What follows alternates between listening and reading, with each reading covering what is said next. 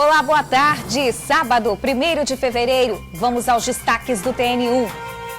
Policial militar é atacado por ladrão na porta de casa em Cariacica. Ele lutou com o bandido, levou coronhadas e teve a arma levada pelo criminoso. Em Vila Velha, um pastor e um jovem foram feridos com golpes de canivetes. O agressor é um dependente químico em tratamento. Dia de faxina em Cachoeiro de Itapemirim. Hoje tem mutirão para recolher lixo e entulho após uma das piores enchentes da história. Na Grande Vitória, lixo descartado em local irregular gera prejuízo milionário às prefeituras. Câmeras ajudam a flagrar e multar sujões. O desespero de uma mãe ao ver o filho morto no meio da rua. O jovem ia comemorar o aniversário da filha e foi assassinado a tiros. E o TN2 também fala da realização de um sonho. Jovem vai estudar fora através de programa do governo estadual. Isso e muito mais agora no TN1.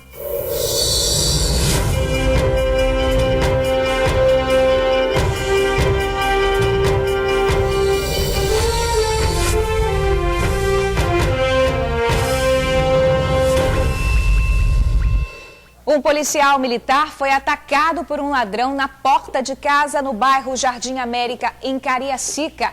O sargento lutou com o bandido e levou coronhadas com a própria arma, que na hora da confusão chegou a disparar.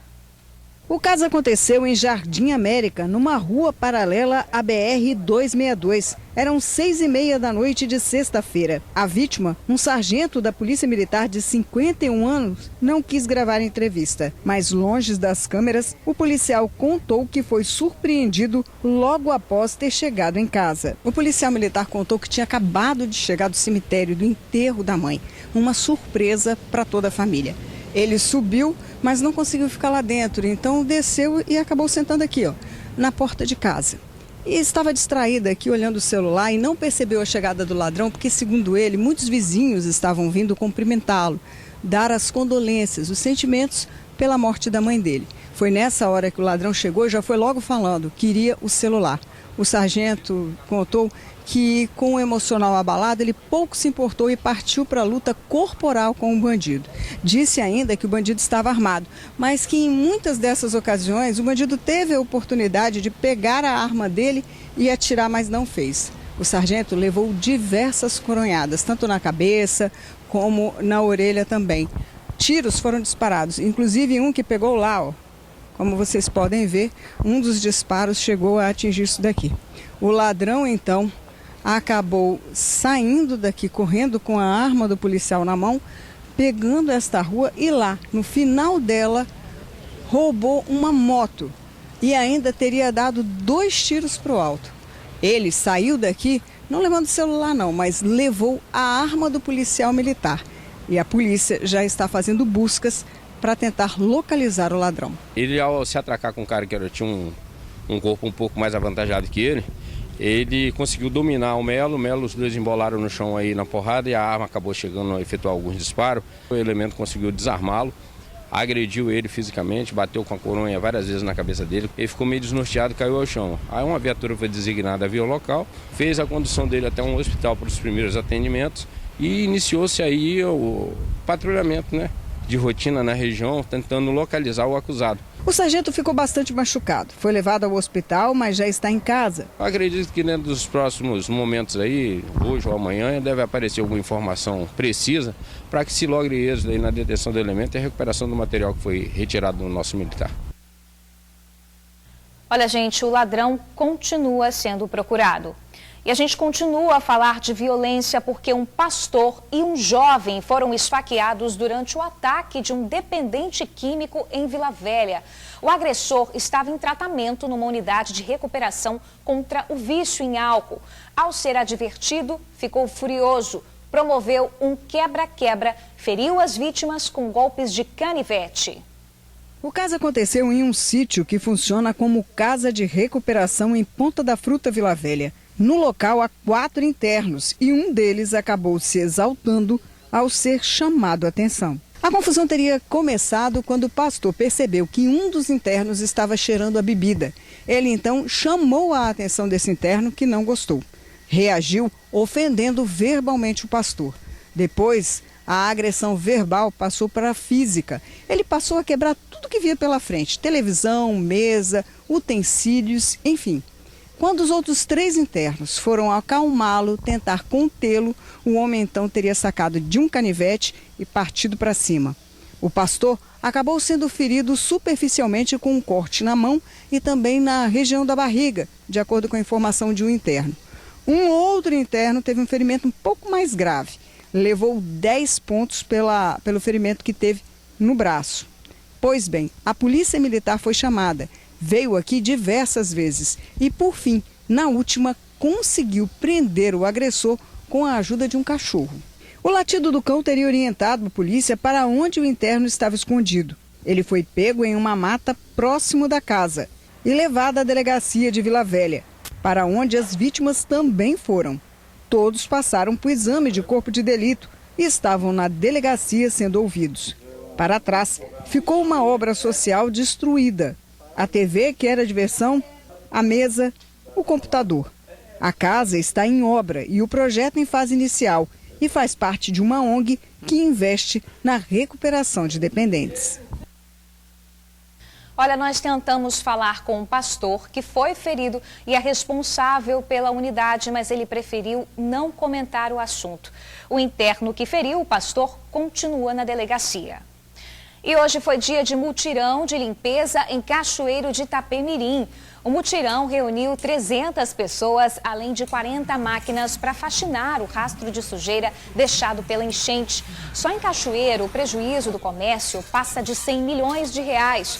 O pessoal chegou cedo, já bastante animado. A limpeza começou perto da Ponte do Arco. O trânsito precisou ser interditado em algumas vias.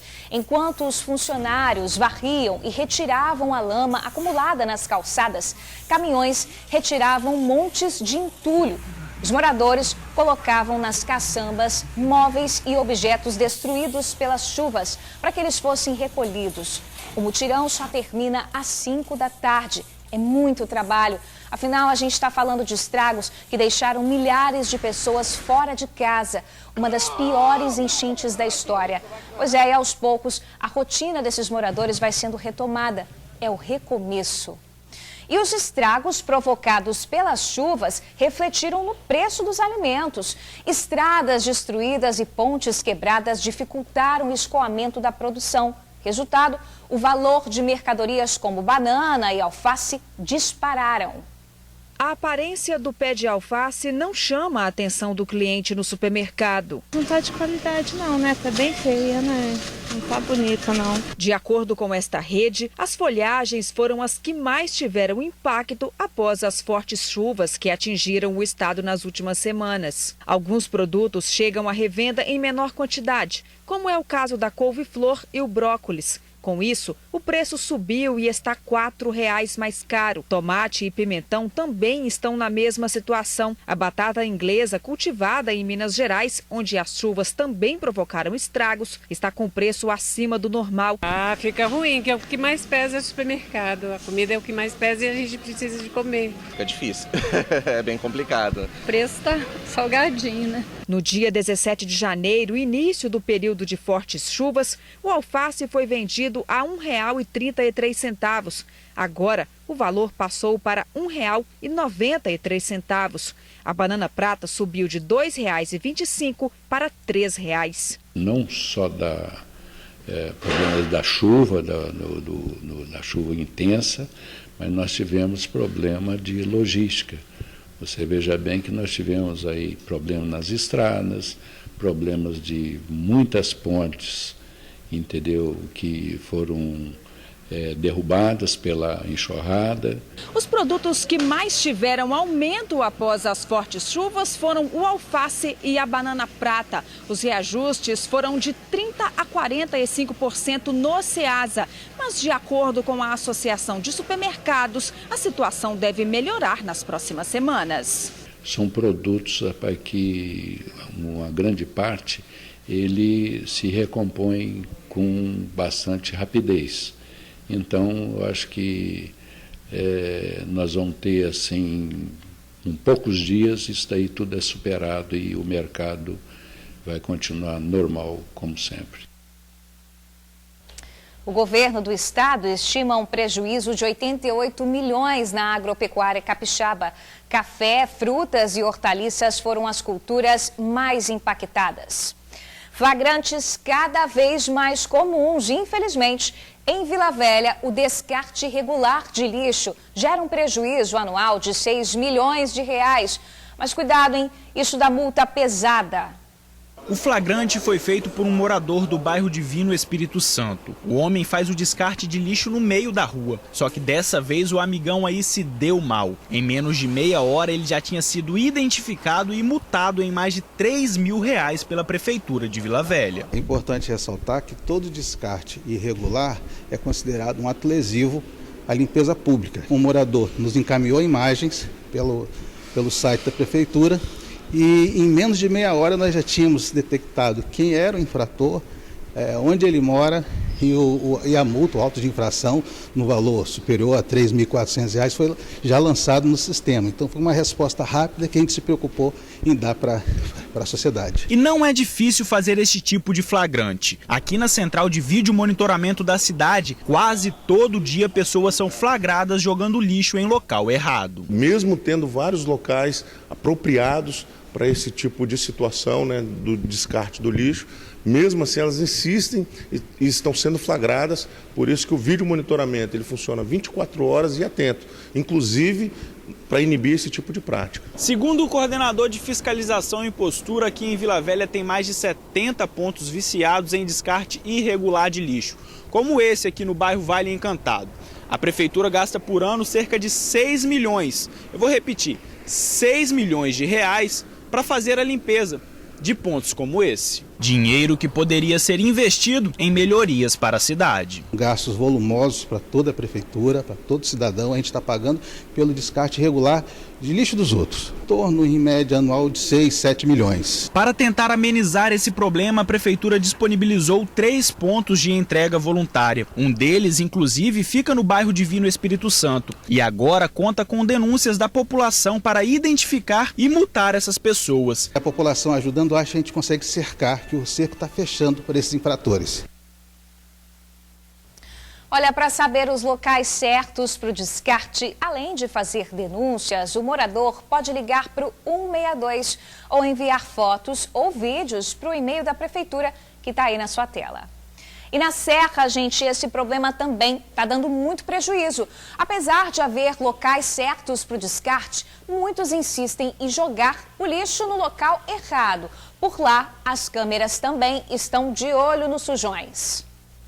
A placa que indica que é proibido jogar lixo parece dizer ao contrário. O carro estaciona e o condutor começa a descarregar entulhos no terreno. Neste outro flagrante, são sacos e mais sacos de restos de obra jogados. 2 carroceiros também estacionam e usam o espaço como lixão a céu aberto. Os flagrantes de descartes irregulares foram feitos em bairros da Serra, município que tem amargado prejuízos por conta da falta de consciência das pessoas. Só no ano passado, a Prefeitura da Serra recolheu 86 mil toneladas de lixo, sujeira descartada em locais irregulares como esse daqui, gerando um prejuízo de 7 milhões de reais. Isso degrada o meio ambiente, traz dificuldade na limpeza pública, porque o gasto é enorme, né?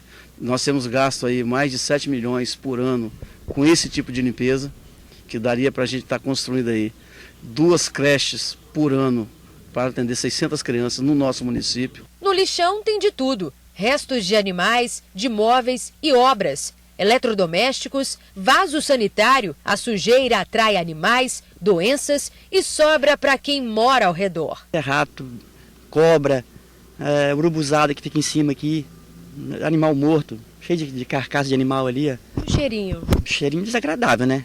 Como é que você vai fazer a sua refeição com um odor desse? Na Serra existem 3 pontos para descarte correto de entulhos. Serviço gratuito à disposição dos moradores e empresas. É só ele procurar uma das nossas bases para receber o seu entulho. Muito simples. Chegou aqui com 1 metro cúbico ou 15 sacos de ráfia. E jogar aqui, que a pessoa está aqui pronta para recebê-lo. O Demian é um ótimo exemplo do quão simples é descartar o lixo no lugar certo. Após a limpeza do quintal, foi até um dos pontos. Mesmo fazendo certo, ele é obrigado a conviver com as consequências de quem faz errado. A gente tem um problema muito sério com deposição de resíduos, feito principalmente pelo pessoal de carroceiros, né, chamados carroceiros, e inclusive empresários, donos de empresas, donos de marcenarias que eles descartam de forma irregular na área externa ao projeto. Só lembrando que quem descarta lixo em local proibido pode pagar multa. E se você flagrar alguma situação, deve fazer a denúncia. Nós temos o Disque Denúncia, né, do nosso município, que é o meio ambiente. A fiscalização está apertando o cerco e nós precisamos que essas pessoas se conscientizem. Porque descartar em qualquer lugar degrada o meio ambiente, joga em beiras de córregos, de rios, isso tem dificultado o nosso trabalho. Essas pessoas estão sujeitas a multas de até R$30 mil. Olha, os moradores podem denunciar o descarte irregular mandando fotos e vídeos para o WhatsApp 999762595. Agora a gente muda um pouquinho de assunto para falar do desespero de uma mãe que encontrou o filho morto no meio da rua. Ele foi assassinado a tiros no bairro Palmares, na Serra. O jovem se preparava para comemorar o aniversário da própria filha. O corpo do rapaz ficou caído no meio da rua, no bairro Palmares, na Serra. O crime aconteceu por volta das 7 da noite desta sexta-feira. O Wilber Martins tinha 23 anos. Ele morava no bairro Planalto Serrano. Uma familiar do rapaz que esteve no local falou que eles iriam comemorar o aniversário de 1 ano da filha de Wilber. A mãe dele tinha me ligado e falado: ô tio, vai correndo lá no Wilber e prepara para mim o molho do cachorro quente lá. Aí quando eu tomei um banho e fui, quando eu cheguei lá, a mulher dele estava desesperada no meio da rua, ligando, disse que estava ligando para ele e o telefone não estava chamando, estava desligado. Ela disse ainda que a família ficou sabendo da morte do rapaz após uma ligação que a esposa recebeu. Ela recebeu essa ligação que eles tinham matado ele, aí vão lá, e aí a gente veio aqui para poder confirmar. É muito triste ver uma vida daquele jeito ali. Segundo a polícia, foram contadas mais de 14 perfurações no corpo da vítima. Uma familiar confirmou que o Wilber tinha passagem pela polícia por porte ilegal de arma. Enquanto a polícia fazia o trabalho de perícia, a mãe da vítima chegou ao local e se desesperou com a cena do filho caído morto. A família não sabe a motivação do crime. Olha, nenhum suspeito do crime foi detido. Leia hoje no jornal A Tribuna. A Celó vai construir nova usina e criar 2.165 empregos em obras. Na foto principal, amor de verão que vira noivado e casamento. Bandidos tomam carro de médica em posto na Serra. Prefeitura libera exame 1 ano após morte de aposentado. Tecnologia muda ensino em escolas e faculdades. Petrobras transfere 1.000 funcionários para o estado. E vai ler ainda em A Tribuna, no AT2. Capixaba é a nova musa do funk. Família se reencontra após 48 anos. Fake news sobre coronavírus espalham pânico.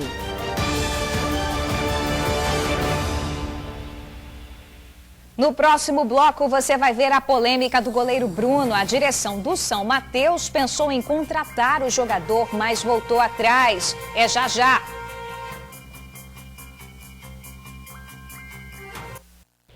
O goleiro Bruno, condenado por matar a jovem Elisa Samúdio, chegou a ser aprovado para jogar no São Mateus.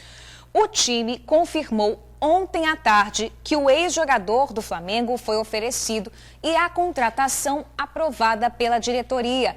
Mas depois da repercussão negativa, à noite, o clube soltou uma nota dizendo que não entraria mais em negociação com Bruno. Um dos dirigentes do São Mateus disse que, apesar de não concordar com o passado de Bruno, o clube apostava numa ressocialização. Recentemente, o goleiro defendeu o Poços de Caldas de Minas Gerais, mas a pressão da torcida e de patrocinadores fez com que a volta dele ao futebol fosse bem curta. Hoje, o São Mateus enfrenta o Rio Branco no estádio Sernambi, em São Mateus, às 6 da noite. Agora vamos para o nosso giro de câmeras. Vamos mostrar como é que está o trânsito e falar também da previsão do tempo. Dia lindo, ensolarado na capital, tá um calorão, né? Você vê aí imagens ao vivo da praia de Camburi. Por lá, os motoristas seguem sem retenção do trânsito. Quem aproveita para curtir a praia se deu muito bem. De acordo com o Incapé, o sábado vai ser quente e sem chuva na Grande Vitória. Temperatura máxima de 35 graus. Possibilidade de pancadas de chuva só à tarde nas regiões sul e serrana. Vamos mudar um pouquinho de assunto para falar do sonho de estudar fora do país por 3 meses. E tudo de graça. A Ritiele foi uma das selecionadas no programa do governo do estado. Mas olha, não foi nada fácil. Mirela e Ritiele, mãe e filha unidas no dia a dia e também na busca por conhecimento. A Mirela é professora, mas atualmente, antes de ter passado num concurso, trabalha na gestão financeira de uma associação de catadores de recicláveis. Agora, vai seguir carreira na sala de aula. A filha Ritiele, de 17 anos, é a companhia da mãe em casa. Ela perdeu o pai quando era criança e, desde então, a mãe sempre esteve ali, do lado da filha, que gosta muito de estudar. Um certo dia, Mirela decidiu que a filha faria um curso de inglês. Eu via sempre em Laranjeiras os estudantes com essa blusa do Centro Estadual de Idiomas. Aí eu pensava, eu vou colocar a Ritiele para fazer esse curso, porque eu via muito estudante. Então, se a gente vê muito é porque o curso é bom. Só que até então eu não sabia que era um programa do governo. Aí, quando ela estava no 9º ano, eu tenho costume de sempre acessar o site da CEDU, né, de coisa assim. Aí eu fui e vi.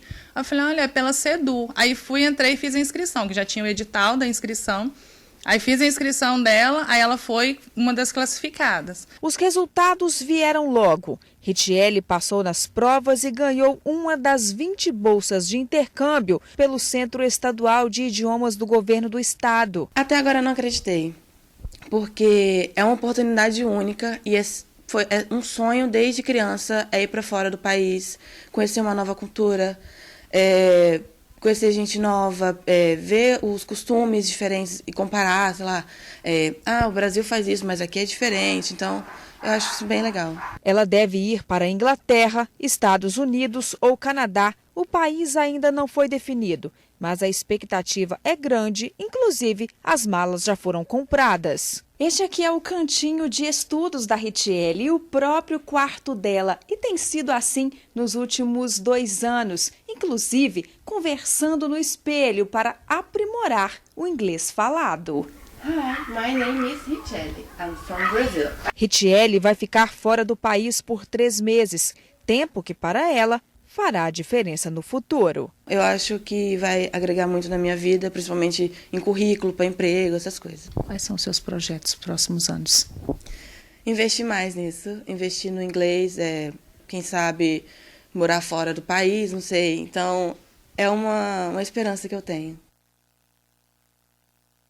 Para a Ritiele, né, gente? Olha, atualmente são mais de 6.000 alunos do ensino médio da rede pública atendidos pelo Centro Estadual de Idioma. As unidades estão na Grande Vitória, Cachoeiro, Linhares, São Mateus e Colatina. Informações do processo seletivo serão divulgadas no site cedu.es.gov.br. E no próximo bloco, as dicas de diversão para o fim de semana. A gente volta já já. Agora as dicas de diversão para o fim de semana com a agenda da Carol Laranja.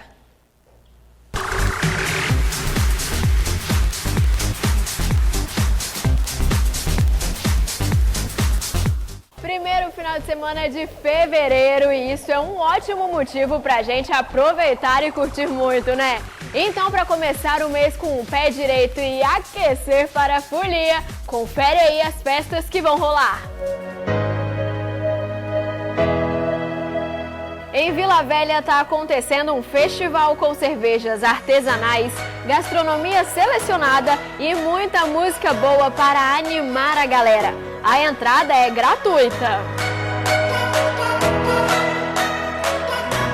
Onde tem carinho tem que ter ciúme, onde tem Tem esquenta do carnaval com Benício Guimarães e Amanda Requião, que prometem o melhor do arrasta-pé. Onde tem o sanfoneiro tem que ter forró. Se tiver mulher bonita eu não fico só. E no domingo tem esquenta para a folia lá no Álvares Cabral. Vai ter Regional da Nair, Unidos da Piedade, Independentes da Boa Vista e muito mais.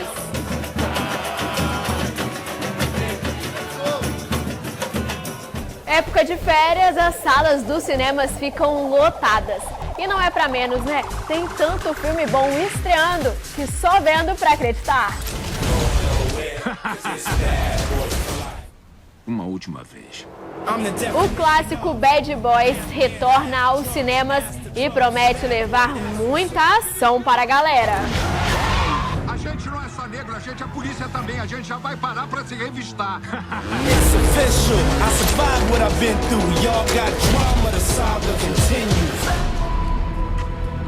We've got orders to cross here. That is the German front line. O filme 1917 conta a história de 2 soldados britânicos em um dos momentos mais críticos da Primeira Guerra Mundial.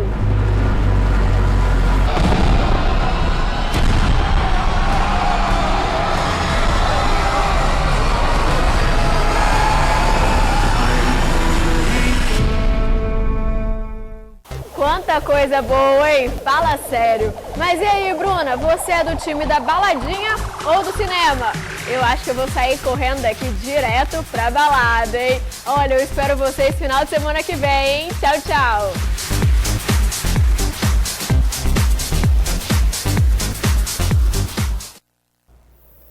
Ai, amiga, Carol, eu tô mais pro time do cinema, viu? Chego na balada, de joelho, logo dói, eu quero sentar.